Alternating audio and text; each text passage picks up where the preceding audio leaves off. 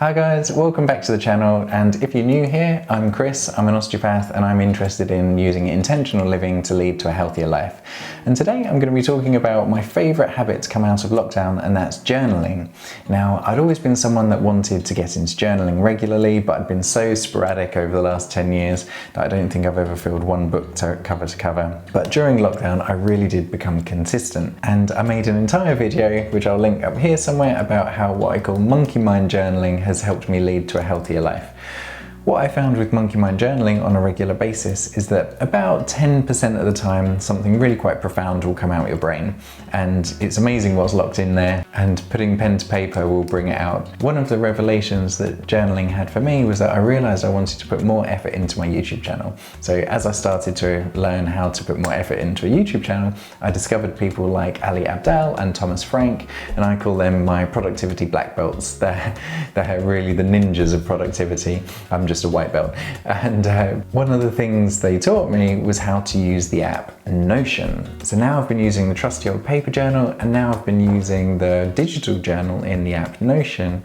So today I wanted to run through how I use each of them, the benefits I get, and hopefully that can help you decide what form of journaling you'd prefer. So just briefly with the paper journal, you can watch the other video if you're interested in hearing more. I use it to do monkey mind journaling. So what that means to me is that first thing in the morning I wake up and whatever is in my head I write down. No judgment. I'm not trying to be good. I'm not trying to ask big questions or give profound answers. Whatever is in my head I write. So doing that first thing in the day is really important, because it's when your brain is waking up and you haven't had any external influences. Like I say, it's not hyperbole to say that it has been life-changing. Some of the things that come out my brain onto paper have changed the direction of my life in a few different areas, so I'm going to be sticking to this no matter what. However, you don't always have your journal on you, and you do pretty much always have your phone on you. Whether that's a good thing or a bad thing is another debate. But although it's been quite profound handwriting in here, there are some benefits that I only get when I use my digital version of journaling. So I'm just going to run you through how I use that. So there we go. I'm just going to open up the app Notion here, and then we'll navigate to the journal section and then add a template. So there are two different types of journaling I use on my phone. One is at the beginning of the day, and that's the daily check-in. Now, I stole this completely from Ali Abdaal. I thank him for these ideas. The first thing I note is things I'm grateful for. So just write them down. So try and think of 3 things that I'm grateful for, write them in this list. Next question, one thing that is in my control that will make my life better. Next question, what's my long-term goal? And do you know why that's there? Sometimes I forget what my long-term goal is, or not necessarily forget, but just don't think about it. Having a reminder on a daily basis what my long-term goals are is super helpful. What's my short-term goal, and is that related to the long-term goal? And then at the bottom of the page, what are my most important tasks, my MITs for today, and how do they relate to the above goals? This is so helpful for keeping you on track and doing the things that actually matter to you, rather than getting sidetracked and getting distracted and going off on tangents. At the end of the day, I can add a different template, and that's where we do the daily recap. So the daily recap has a few different questions. What's the win of the day? What could I improve upon? Was it something I did, or something I said, or even how I'm thinking about the day? And this is a really interesting question, again, stolen from Ali Abdaal. My most storyable moment. Something else I got into during lockdown was learning how humans remember, and I'm trying to get better at remembering things.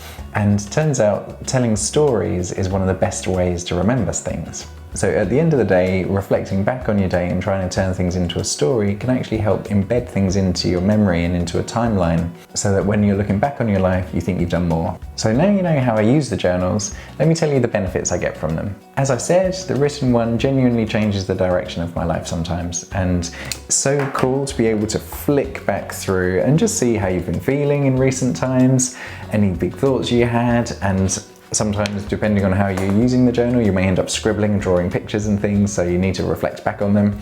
So it's much more of a tool to think about big picture life things. What it doesn't necessarily do is change how I feel in the moment, whereas having these little quick check-ins does change how I feel in the moment. So doing things like writing 3 things you're grateful for makes you feel better. If you just sit down and think, what am I grateful for? Evidence suggests it's going to make you feel better in that moment, and I definitely feel that to be true. I also find that by being productive, that makes me feel better. What's the definition of productive? It's to do things, but to do the right things that matter to you. So having the tasks written in a way that reminds me about my long-term and short-term goals, and then making sure I'm doing things that get me closer to those, that also makes me feel better in that day. Having a daily check-in helps me remember stuff, but it also helps me close the day off and prepare for the day tomorrow. So I would say they're completely different. This is big picture thinking and kind of life philosophy, and the phone is there as a tool to help me squeeze every little bit out of each day. So it makes me feel better in the moment because of the gratitude and the planning. And because it's a device I always have on me, I don't have to go running around looking for my journal. It's just there in my pocket. I can get those things done quickly. I don't actually ever reflect back on these things. I never go back and scroll through my phone looking at old entries. It's more about making me feel better and planning that day. As a closing note, I would say I'm actually still pretty new to journaling. I found it a real game changer in my life, so I'm so grateful I've got into the habit, but I would be very interested to hear what you do. One thing I'm particularly interested in is what techniques do you use if you're tight for time, because my life feels very busy. Are there any techniques out there that you use that you squeeze in small periods of time that actually really dramatically improve your life? That's something I would like to hear back from you. But otherwise, if you're new to the channel, consider hitting subscribe. I make weekly videos about how to use intentional living to lead to a healthier life, and I'll see you next week.